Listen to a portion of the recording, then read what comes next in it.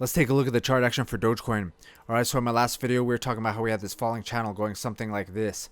We had a breakout right here, and I was talking about how we had this 180 moving average on top of us all right here. I've been kind of watching this on the 4-hour time frame for kind of a while.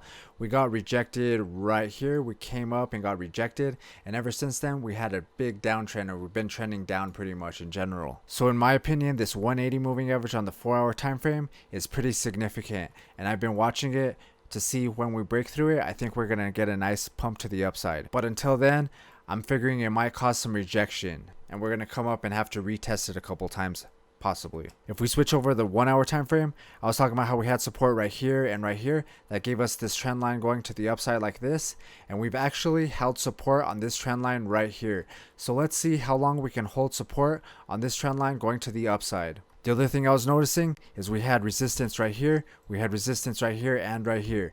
So that basically gives us this trend line going something like this. If we switch to the 4-hour time frame, we can kind of see this trend line going a little bit better. We can do something like this. We can use the candles on the 4-hour time frame, and it makes it a little bit more clear. So basically what I'm watching on the 4-hour time frame is this triangle pattern right here.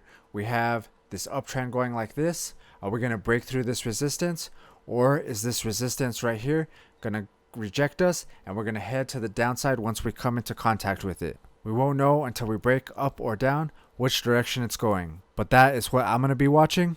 If we clear some of these trend lines out, the other thing that I kind of like that just happened, that I haven't really been talking about, is we just broke above the daily 9 moving average.